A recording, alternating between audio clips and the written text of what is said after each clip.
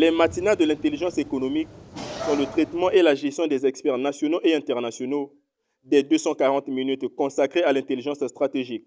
Cette troisième édition sous la direction de Patrice Bassi, directeur de l'Institut national d'intelligence stratégique, a eu pour objet de relier entre autres plusieurs domaines pour servir à des objectifs tactiques et stratégiques des sphères privées et publiques et en faire un outil de connexion entre l'action et le savoir de l'entreprise, des décideurs politiques.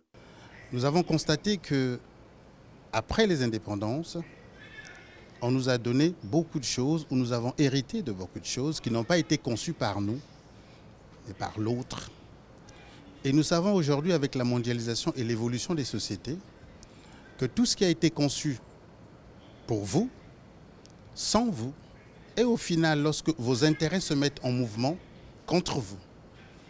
63 ans après, on s'est posé la question à l'Institut national d'intelligence stratégique en se disant, mais les démographes et les sociologues souvent disent qu'un peuple 50 ans après est capable de concevoir des réponses face aux sollicitudes de son environnement.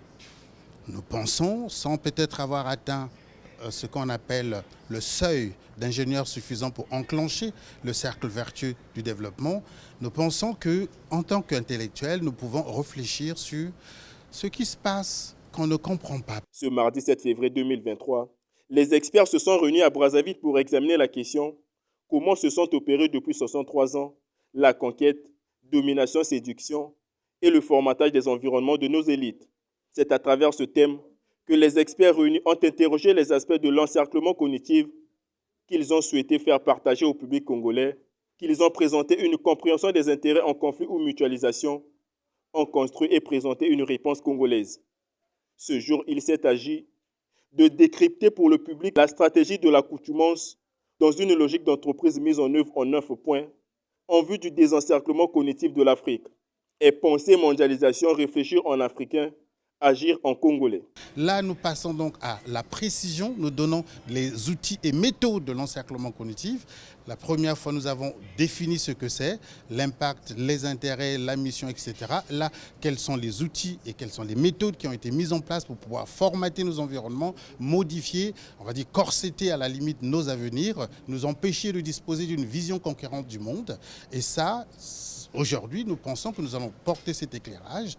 La troisième rencontre portera sur la réponse africaine. Comment allons-nous nous réarmer sur le plan cognitif et surtout, quelles sont nos chances ou nos outils et méthodes pour le désencerclement cognitif. Le meilleur vecteur du changement, c'est apporter la connaissance. Ce travail s'inscrit dans une logique de sensibilisation, information pour d'abord sensibiliser l'élite.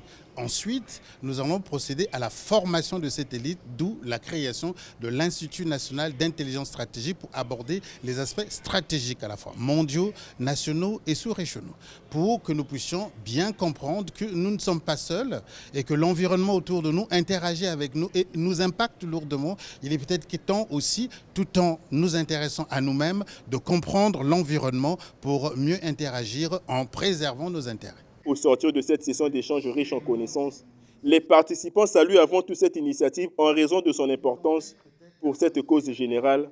En effet, cette matinale s'est inscrite dans le processus de réoccupation du terrain de la production de connaissances par les Africains. Je les apprécie personnellement beaucoup parce que ce sont des conférences qui permettent d'éveiller un peu les mentalités sur le type d'avenir que nous devons avoir en tant qu'Africains et aussi le type de problématiques auxquelles nous devons faire face. Nous parlons ici de stratégie, de la connaissance. Et vous savez que la connaissance en elle-même, c'est toute une puissance. Quand vous êtes doté d'une puissance, qui est la connaissance ou le savoir, la science en un mot, c'est dire que vous pouvez effectivement permettre aux populations de pouvoir aller de l'avant. Et nous disons que déjà pour la jeunesse aujourd'hui, il faut qu'elle se dote de la stratégie. Il faut qu'elle s'approprie la stratégie. Car seule la stratégie peut libérer les peuples, peut permettre aux peuples d'avoir une nouvelle impulsion. Il faut donc se désencercler, mettre en place des stratégies. Un seul pays ne peut pas le faire. Il faut plusieurs États pour le faire au niveau continental, au niveau de l'Union africaine. Mettre en place des stratégies pour faire valoir nos ressources et mieux les vendre sur la scène internationale. Et c'est déjà là une arme de puissance, une arme économique.